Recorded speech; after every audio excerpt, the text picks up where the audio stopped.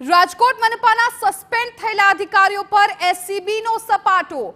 પૂર્વ TPO MD સાગઠિયાની crime બ્રાન્ચે ધરપકડ કરી. એમડી સાગઠિયાના ઘરે એસીબીએ દરોડા પાડીને તપાસ કરી હતી. ટીઆરપી ગેમ ઝોન બાદ એમડી સાગઠિયાને સસ્પેન્ડ કરવામાં આવ્યા હતા. એસીબીએ સાગઠિયાની મનપામાં આવેલી ઓફિસમાં પણ તપાસ કરી. એમડી સાગઠિયાના બેંક ખાતાની પણ તપાસ કરવામાં આવશે. ચીફ ફાયર ઓફિસર ઇલિયાસ ખેરની ઓફિસમાં પણ એસીબીની તપાસ. રોહિત વેગોરા અને મુકેશ મકવાણાની ઓફિસ અને રહેણાંક મકાનમાં તપાસ. ગૌતમ જોશીની ઓફિસ અને રહેણાંક મકાન એસીબીની તપાસ. આ સાથે એસીબી અને ક્રાઇમ બ્રાન્ચની તપાસમાં અનેક મોટા ખુલાસાઓ પણ થયા છે. મોટી બેદરકારીઓ પણ સામે આવી છે અને હવે અધિકારીઓ સામે સકંજો કસાયો છે. સાગઠિયાની ધરપકડ કરી લેવામાં આવી છે અને અલગ અલગ સ્થળ પર અત્યારે એસીબી તપાસ કરી રહી છે. આરોપીઓના ઘર હોય કે ઓફિસ હોય, તમામ જગ્યા પર તપાસ કરવામાં આવી છે. હવે બેંક ખાતાની પણ તપાસ કરાશે. સમગ્ર બેંક ડિટેલ્સ છે એની તપાસ કરાશે. રાજકોટ મનપાના સસ્પેન્ડ થયેલા અધિકારીઓ પર હવે એસીબીએ તવાઈ બોલાવી છે. પૂર્વ ટીપીઓ એમડી સાગઠિયાની ક્રાઇમ બ્રાન્ચે ધરપકડ કરી લીધી છે. એમડી સાગઠિયાના ઘરે એસીબીએ દરોડા પાડીને તપાસ હાથ ધરી હતી અને મનપામાં જ્યાં તેની ઓફિસ આવેલી છે ત્યાં પણ તેની તપાસ છે કરવામાં આવી હતી. પહેલા સાગઠિયાને સસ્પેન્ડ કરવામાં આવ્યા હતા અને આખરે હવે ક્રાઇમ બ્રાન્ચે તેને ઝડપી લીધા છે, તેની ધરપકડ કરી લીધી છે. હજુ પણ આ તમામ આરોપીઓના બેંક ડિટેલ્સ છે ચકાસવામાં આવશે. આપ ફોટો પણ જોઈ રહ્યા છો. રોહિત વેગોર કે જે સસ્પેન્ડેડ ફાયર ઓફિસર કે જેને સસ્પેન્ડ કરવામાં આવ્યા છે અને તમામ વિરુદ્ધ હવે કાર્યવાહી કરાશે.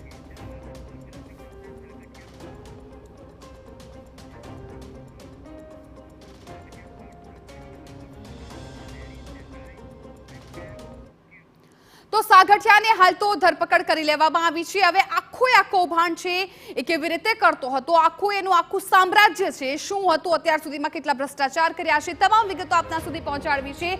સાગઠિયાનું કાળું સામ્રાજ્ય, સાગઠિયાની સંપત્તિ અંગે એસીબીની તપાસ. અત્યારે એસીબી છે તેની સંપત્તિને લઈને તપાસ કરી રહી છે. બેંક ડિટેલ્સ ચકાસી રહી છે.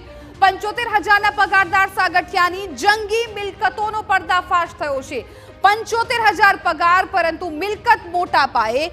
રાજકોટ, ગોંડલ, વીરપુરમાં સાગઠિયાની કરોડોની મિલકત આવેલી છે. પગાર પ્રમાણે તેની મિલકત છે બમણી જોવા મળી રહી છે. રાજકોટમાં, ગોંડલમાં અને વીરપુરમાં તેની મિલકતો છે. યુનિવર્સિટી રોડ પરની સોસાયટીમાં સાગઠિયાના બંગલાનું નિર્માણ થઈ રહ્યું છે. અત્યારે સાગઠિયાનું જે બંગલો છે બની રહ્યો છે. અનામિકા સોસાયટીમાં અંદાજે 7 થી 8 કરોડના બંગલાનું નિર્માણ થઈ રહ્યું છે. 70,000 રૂપિયા પગાર અને 7 થી 8 કરોડના બંગલાનું જે નિર્માણ છે થઈ રહ્યું છે. અને સાથે સાથે રાજકોટ, અન્ય જે શહેરો છે ત્યાં પણ તેની મિલકત હોવાની પણ વિગતો સામે આવી છે. એટલે કરોડોની મિલકત સાગઠિયા અને પરિવારના નામે પણ છે. તેની પાસે જે અન્નનો ભંડાર છે, નાણાંનો ભંડાર છે, ખૂટે તેમ નથી. માત્ર 70,000 રૂપિયાનો પગાર છે, છતાં પણ શ્રમિકના પુત્રથી લઈને વૈભવી ફાર્મ હાઉસનો પણ તે માલિક છે. તમામ વિગતો આ સાગઠિયાની અમે આપને આપી રહ્યા છીએ. પેટ્રોલ પંપમાં પણ ભાગીદારી સામે આવી છે. સાગઠિયાના પેટ્રોલ પંપ હોવાની પણ વિગતો મળી છે. એમડી સાગઠિયાના બેંક ખાતાની પણ હવે તપાસ કરવામાં આવશે. અત્યાર સુધી ઘરની તપાસ કરાય, ઓફિસની તપાસ કરાય અને હવે એસીબી છે એ સાગઠિયાની બેંક ડિટેલ્સ પણ ચકાસશે. 6 મ્યુનિસિપલ કમિશનર બદલાયા છે એ વિગતો મળી રહી છે.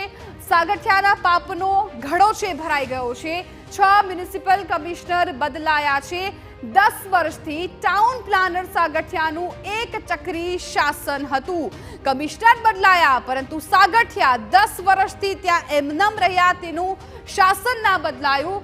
10 વર્ષથી તેઓ ટાઉન પ્લાનર સાગઠિયાનું એક ચક્રી શાસન. 1995માં રાજકોટ મનપામાં મદદનીશ ઇજનેર તરીકે તેઓ જોડાયા હતા. 1995થી તેઓ કાર્યરત છે, મદદનીશ તરીકે જોડાયા હતા. દાયકાઓ સુધી ટીપી શાખામાં પોતાનું પ્રભુત્વ છે એ જમાવી રાખ્યું છે અને આ તમામ કાળા કૌભાંડો પણ કરતા રહ્યા.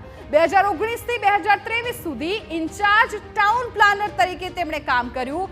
2023માં કમિશનરે સાગઠિયાને કાયમી કરવા માટેની ફાઇલ પણ મૂકી દીધી. એટલે આ તમામ લોકો તેમના ફેવરમાં હતા. કમિશનરે તેને કાયમી કરવા માટે ફાઇલ મૂકી. 2023માં અમિત અરોરા રાજકોટના કમિશનર હતા. 2023ની આપણે વાત કરી રહ્યા છીએ, જ્યારે અમિત અરોરા રાજકોટના કમિશનર હતા. સાગઠિયા કાયમી થાય તે પહેલા અરોરાની જ બદલી થઈ ગઈ। એટલે ક્યાંક સાગઠિયાને સાચવવા માટે, સાગઠિયાને કાયમી કરવા માટેની આખી જે કામગીરી છે ચાલતી હતી। જુલાઈ 2023માં આનંદ પટેલ છે એ કમિશનર બન્યા। અરોરાની બદલી બાદ આનંદ પટેલે સાગઠિયાને કાયમી ટીપી ઓફિસર બનાવી દીધા। આખરે સાગઠિયા છે કાયમી ટીપી ઓફિસર બની ગયા। 2015થી ઇન્ચાર્જ અધિકારી તરીકે તેઓ નિમાયા હતા અને ત્યારબાદ કાયમી અધિકારી બની ગયા।